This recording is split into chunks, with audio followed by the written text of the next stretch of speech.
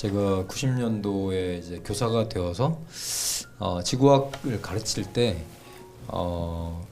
이 부분을 한번 충족을 시킨 적이 있었습니다. 이제 수행 평가로 창조론을 지지하는 학생들이 그들이 과학적인 증거를 가져오고 또 진화론을 증거하고 싶은 친구들이 이제 배심원을 설득하는 방식으로 수업을 배심원 설득하기 수업을 가졌는데 이 과정을 다 겪은 다음에 맨 마지막에 에세이를 쓰게 했어요. 어떤 것이 교과서에 실려야 하는가라고 했는데 그 아이들 중에 80% 이상이 둘 다 같이 실려야 된다라는 쪽으로 가더라고요. 그러니까 진화론만 알고 있었을 때와 양쪽 다를 알고 있었을 때 학생들의 선택이 달라진다는 것들을 알면서 이 부분이 교과서로 마치 진리의 정설인 것처럼 이야기되는 것들은 좀 다시 되새김질이 필요하고 변화가 필요하다는 생각이 들었습니다. 그리고 이제 구체적으로 그렇다면 진화의 아이콘들이 있는데 그 아이콘들 뭐 예를 들면 시조새에 대한 것, 해켈의 그 배아 발생도 등등이 있을 텐데 이번 분들이 실제로 조작됐다는 이야기들이 모든 부분은 아니겠지만 상당한 부분에서 이런 부분이 보이는데 이 부분들도 좀 추가로 설명해 주셨으면 좋겠어요. 네. 진화의 아이콘 중에 이제 결국 진화론이 가장 비판받고 있고 그다음에 다윈 자신조차 중간 화석이 없는 것이 자기 이론의 가장 큰 문제다. 앞으로 발견되기를 기대한다. 라고 이제 자기 글에 이제 그 종의기원에 그걸 썼거든. 한 챕터로 쓰여 있어요. 그 종과 종 사이의 중간 화석이라는 것은 쭉 연속적인 변화를 일으키는 화석이 있어야 되는데 시조새라는 것은 결국 밝혀지기를 시조새는 그냥 새다. 이게 뭐 파충류에 이게 뭐 이빨이 나고 날개에 발톱이 난 게 아니라 시조새는 그냥 새인데 이걸 조금 조작한 것이다. 왜냐하면 대영박물관이 그때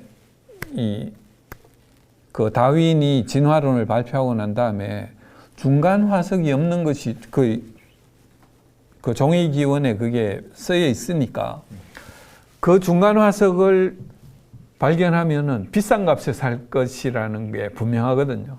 그래서 독일에 화석 많이 나는 지방에 있는 사람들이 그걸 만들어 가지고 끄집어내서 발톱을 새기고 이렇게 했다는 그게 그 시조새 화석이 발견되고 1, 2년 후에 그 지방에서 발견된 지방에서 시조새 학회가 있었어요. 거기서 이건 그 새다. 그냥 파충류와 중간이 아니고 라고 거기서 이제 결론이 난 것입니다. 그 다음에 해켈의 배아의 발생. 해켈의 배아의 발생은 여러 이제 파충류나 뭐 이런 그 각 종배 어류, 파충류, 뭐 저류, 양서류, 그다음에 포유류까지 해가지고 각 개체가 발생하는 과정에서 개통 발생을 반복한다라고 이야기하는 게 이제 해켈의 배아 발생에서 주장하는 바거든요. 그런데 해켈 주변에 있던 사람은 그걸 하나도 안 믿었어요.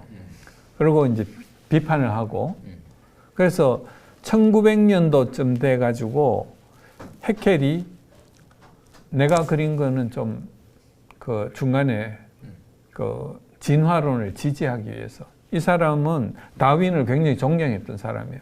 진화론을 지지하기 위해서 이 그림을 그릴 때 그때 현미경을 보고 그림을 배아 발생도를 그렸는데 뺄 거는 빼고 더할 거는 더하고 했다라고 고백을 했습니다. 그런데 영어로 돼 있는 교과서에 그때 해켈의 그림이 쫙 벌써 다 깔려버린 후였어요. 그러니까 해켈이 고백은 이제 희미해지고 이건 계속 남아 있었는데 이게 1900년대 후반에 사이언스에 이걸 이야기하는 논문이 그 사이언스가 아니고 이제 다른 곳에 이제 해켈의 배아 발생 그림은 사기다라고 이야기하는 그리고 그때 그걸 증언한 옆에 같이 있었던 사람들이 증언까지 다 포함해 가지고 그리스에 있고 그다음에 사이언스에 그걸 논평하는 글이 또 나와 있어요. 헤켈 배아 발생도는 거짓이었다. 예, 그런 그게 이제 있고 그다음에는 후추나방 네. 뭐 이라는 게 있는데 이제 맨체스터에 산업혁명 이전에는 나방이 그 색깔이 좀 밝았는데 연기가 많이 나니까 그 후로는 이제 짙어졌다 이런 거였는데 후추나방이 나무 기둥에 줄기에 잘 앉지 않는답니다. 앉지 않는데 이제 거기 놓고 사진을 찍은 거예요. 그러니까 이제 이것도 이제 조작된 것이고 그 표본 설정이 잘못된 것이다. 그다음에 다윈의 핀치. 다윈의 핀치는 원래 핀치 종이 아니에요. 그 위키피디아를 보시면 종이 다윈의 핀치라고 돼 있지. 그러니까 핀치가 아닌데 핀치로 오해를 한 거예요. 그래서 할 수 없이 다윈의 핀치 혹은 갈라파고스 핀치라고 이름을 붙인 거예요. 그래서 걔들은 원래 핀치하고는 이 과 정도에서 달라요.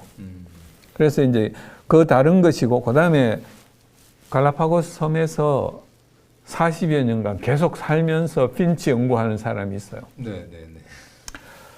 그런데 최근의 연구에 의하면 그 핀치의 부리와 이런 것이 생긴 모양이 어떤 유전자 발현의 조금의 차이에서 나타나는 것이지 유전 정보가 바뀌어가지고 돌연변이나 이런 거에서 바뀌어가지고 그런 게 아니고 똑같은 정보인 상태에서 뭘 먹느냐에 따라 가지고 달라질 수 있다. 그러니까 그 엘니뇨, 라니냐 이런 현상에 의해 가지고 가뭄이나 이제 비가 많이 오는 상황에 따라 가지고 먹을 것이 달라짐에 따라서 부리가 긴 게 생기고 짧은 게 생기고 뭉툭한 게 생기고 이런 그걸 굉장히 빨리 변하더라는 것을 알았어요. 그러니까 이건 후성 유전이라고 이야기를 할 수 있습니다. 그래서 이런 부분, 그 다음에 화학 진화, 나중에 이제 또 설명을 하시겠지만, 화학 진화로 생명이 나오는 거는 이제 보여주지도 않고 생명의 기원이라고 그냥 화학 진화를 이야기하는 거예요. 그 다음에 유인원에 대한 것도 여기 이제 제가 유튜브 주소들을 해놨는데 이거는 이제 창조과학회에서 한 것이지만 거기에 이 참고되는 내용들을 잘 준비를 해놨더라고요. 그걸 보시면 참 좋을 것 같습니다. 네. 이제 마지막으로 질문을 드리겠습니다. 이 대진화에 대한 학술대회에 대한 그 자세한 또 설명들을 준비를 해주신 것 같고, 또 후성 유전학적 증거, 또 이제 공격적인 무신론자 리처드 도킨즈를 비롯한 이들의 창조 신앙에 대한 공격에 대한 부분도 설명을 해주셨으면 좋겠습니다. 네. 그 대진화 학술 대회가 1980년에 시카고 필드 뮤지엄 오브 내추럴 히스토리, 그러니까 자연사 박물관에서 열렸습니다. 그 전 세계 진화론의 리더인 한 160명이 다 모인 거예요. 네. 거기서 회의를 했는데 회의의 결과가 이 과학 전문 기자가 사이언스에 기고한 내용이 있습니다. 그 내용에 보면 소진화의 축적으로 대진화의 발생을 설명할 방법이 없다. 그 자기들이 한 이야기예요. 그런 의미에서 다윈의 점진적 진화 이론은 버려져야 한다. 그래서 여기 보면은 찰스 다윈은 The emphasis of the gradual change of species, 종이 점진적인 변화가 일어나는 것을 강조한 것은 이 위대한 찰스 다윈이 했지만 지금은 그 강조점이 쉬프트 돼야 된다. 바뀌어져야 한다라고 주장을 한 거죠. 어떻게? 갑자기. 그러니까 이게 그 점진적인 변화가 아니고 그 구울드가 이야기한 이제 갑자기 아주 짧은 시간에 종이 확 변하는, 그렇기 때문에 중간 화석도 없고 이제 그게 자기들의 증거를 감추기 위해서는 좋은데 어떤 증거도 이야기하지 않으면서 그냥 이론만 가지고 있는 거죠. 그렇게 지금은 이 사람들이 다윈의 진화론을 버린 거예요. 다윈 진화론의 가장 중요한 부분이 점진적인 진화, 네. 자연 선택인데 그게 아니고 그냥 펑 해서 두 개로 갈라지는 거. 혹자는 괴물 이론이라고도 이야기를 하더라고요. 예. 단속 평형설. 네. 예, 단속 평형 이론이라고 이야기를 하는데 이게 뭐 전혀 근거가 없는 것이기 때문에 비판할 수도 없어요. 반증 불가능하니까. 이게 과학이 아닌 거죠. 그다음에 후성 유전적 증거라는 게 아까 이제 그 핀치, 다윈의 핀치가 부리가 어떻게 생겼냐. 그래서 핀치 부리의 길이와 넓이를 결정하는 것은 BMP4 유전자가 얼마나 발현하느냐, 높으냐 낮으냐에 의해 결정되고, 부리가 길이가 얼마나 기냐, 이 부분은 칼모들린이라는 유전자의 발현이 높으냐 낮으냐에 따라 가지고 이 결정된다고 하는 것이 이게 사이언스에 또 논문이 나온 거예요. 그래서 종별로 아마 이 시퀀싱을 하면은 유전체 시퀀싱을 하면 별로 차이가 안 날 거로 저는 생각을 하는데 이 사람들이 해놓고도 이야기를 제대로 하고 있지는 않습니다. 그다음에 제가 요즘 이제 연구하고 있는 게 후성 유전학이나 이런 건데 이 그림에서 보는 것처럼 이 똑같은 마우스 어미에서 나온 같은 배에서 나온 새끼인데 먹는 것을 뭘 먹는 거에 따라 가지고 비만에다가 털 색깔이 노랗게 될 수도 있고 건강한 쥐에다가 이 털 색깔이 갈색이 될 수도 있어요. 그리고 무게가 2배 이상 차이 나요. 그러면 유전적 백그라운드는 똑같다고 봐야 되거든요. 얘들은 순종으로 계속 메이팅을 시켰기 때문에 이게 후성 유전적으로 일어날 수 있는 일입니다. 그러면 이렇게 변화되는 거는 순식간에 일어날 수도 있는 일인데 이게 종의 기원이 될 수가 있느냐라고 하는 것이죠. 그리고 유전 정보에는 전혀 변화가 없는 것이고 거기에 붙어 있는 수식된 것만 달라지는 것이죠. 그게 이제 후성유 에피제네틱스라는 거예요. 그래서 이런 문제들을 우리가 지금 이제 과학이 점점 발견되면서 다윈이 이야기하는 그런 그게 근거가 부족하고 이걸로 충분히 과학으로 충분히 설명될 수 있는 것인데 이걸 가두고 있는 것이죠, 지금. 그리고 이제 공격적인 무신론자들은 무논리로 지금 창조신앙을 공격하고 있는데 이제 많은 기독교인이 아닌 다른 사람들도 이 공격적 무신론자들을 이 광신자처럼 이야기를 하고 있습니다. 그래서 노암 촘스키라는 진보적인 지식인은 이 MIT 언어학 교수인데 이분은 크리스토퍼 히친스나 샘 해리스 같은 세속주의자들은 위험한 광신자들이라는 게 내 생각이다. 그 생각은 다른 종교들보다 훨씬 더 위험하다. 이 사람은 종교도 위험하다고 생각을 하고 있어요. 그들은 국가를 위해서 폭력이나 잔혹행위를 감수할 수 있다고 믿는 또 다른 종교인일 뿐이다. 그러니까 무신론도 하나의 신학을 가지고 있는 거거든요. 신이 없다는 신학을 가지고 있어요. 그러니까 이것도 이제 일종의 종교로 보는 것이고, 그 다음에 리처드 도킨스 같은 반종교 근본주의자들은 과학의 기초적인 활동 중 하나인 관측을 실패하고 있다. 그러니까 역사학의 도움을 받아 관측한 바에 의하면 역사에 나타나는 그를 이 사람들은 살피지 않는다는 거예요. 고대로부터 모든 문화는 종교를 필요로 했다.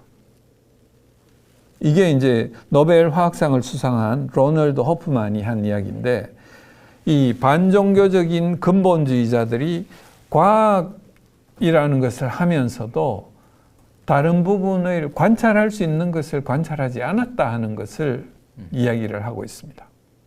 그렇기 때문에 이 공격적 무신론자들이 하는 이야기, 특히 그 이기적 유전자나 이런 것들은 굉장히 유명해서 이 필독서처럼 입학하면 학생들에게 추천되는 책인데 제가 읽어본 바에 의하면 이 사람은 가정을 하나 해놓고 그 가정이 마치 진실인 것처럼 그 다음부터 그걸 근거로 해가지고 막 이야기를 하는 거예요. 유전자가 뭐 이기성이 있다고 생각합시다. 해놓고 그 이기성을 가지고 이야기하는 거예요. 그러니까 논리가 무논리입니다. 네, 귀한 강의 그리고 귀한 대담의 시간을 가졌는데 오늘 이 시간에 참석하신 우리 별무리 학교 우리 안샛별 선생님, 네. 참 몇 년 차시죠, 선생님? 교사는 8년 차, 9년 차인 것 같고요. 별무리에서는 현재 4년째 있습니다. 아, 네. 제가 한번 별무리 학교 방문했을 때 네. 저를 만나기를 참 원하셔가지고 네. 그 연구소에서 같이 만나서 맞습니다. 네, 대화했던 시간이 기억나는데 네. 그때도 기독교적인 세계관으로 어떻게 과학을 해석을 해야 될까요? 라는 질문을 가지고 오셨던 것 같아요. 맞습니다. 네. 네. 그때 이후로 이렇게 오늘 특별한 시간을 함께 가지게 됐었는데 네, 선생님이 참여하시면서 느끼셨던 것들 좀 잠깐 나눠주셨으면 좋겠습니다. 네, 짧은 시간이었지만 류현무 교수님을 통해서 막연했던 그 기독교 세계관을 조금 더 정리할 수 있던 시간이었던 것 같고요. 지금 시중에 많은 책들이 나와 있지만 조금 더 집중해서 봐야 할 부분들을 더 볼 수 있고 친구들과 학생들과 함께 나누고 싶은 그런 동기부여가 더 된 것 같아서 뜻깊은 시간이었습니다. 네, 감사합니다. 저는 이 과학과 과학 철학 그리고 이제 기독교 세계관에 대한 폭넓은 관점들을 균형 있게 볼 수 있어서 그것을 또 배울 수 있어서 감사한 시간이었고요. 다음 세대가 교회가 힘을 잃게 되고 한국 교회가 힘을 잃게 되지만 그러한 시대가 올지라도 기독 학교, 기독 대안학교에서 자란 아이들이 이렇게 변증할 수 있는 힘, 과학뿐 아니라 여러 분야에서 변증할 수 있는 지성인으로 성장해서 제2의 아브라함 카이퍼, 프란시스 셰퍼, 또 존 레녹스, 아리스톤 맥그라스 같은 지식의 기둥들로 세워졌으면 좋겠다. 그 일에 우리 동력회와 또 기독대안학교가 함께 힘을 썼으면 좋겠다는 의미에서 이 시간이 참 뜻깊었던 것 같습니다. 네. 마지막으로 우리 교수님께 이 참여하셨던 마지막 감사의 말씀 또 우리 시청자들을 위해서 드리고 싶은 말씀이 있으면 나눠주셨으면 좋겠습니다. 우선 이렇게 이제 기독교 세계관 학술 동익회와 기독대안학교 과학생님들과 이렇게 같은 자리에서 이렇게 이야기할 수 있는 기회가 있어서 너무나 감사하게 생각합니다.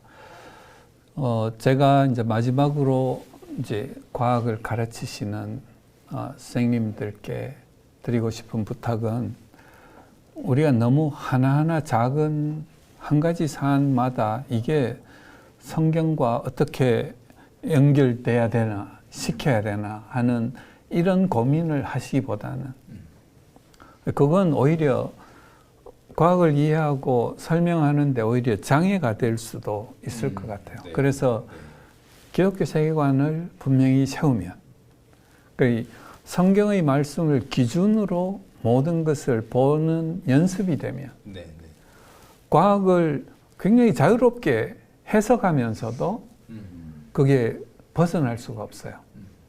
이제 저는 그렇게 되는 것이 한 개 한 개 이게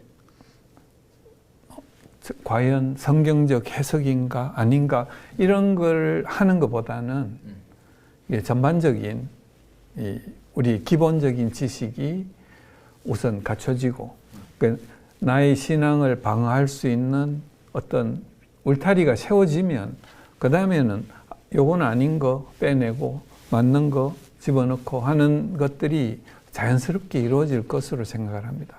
그래서 선생님들부터 이제 그런 부분을 명확하게 세우는 그 작업이 중요할 것 같고요.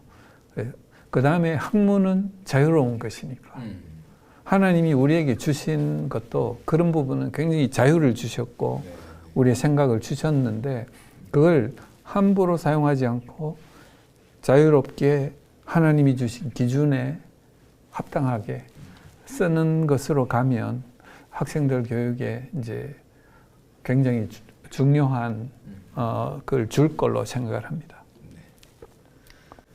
네. 오늘 참여해주신 우리 두 분 선생님과 교수님 감사드리고요. 이것으로 저희 첫 번째 영상을 마치도록 하겠습니다. 감사합니다. 감사합니다. 감사합니다.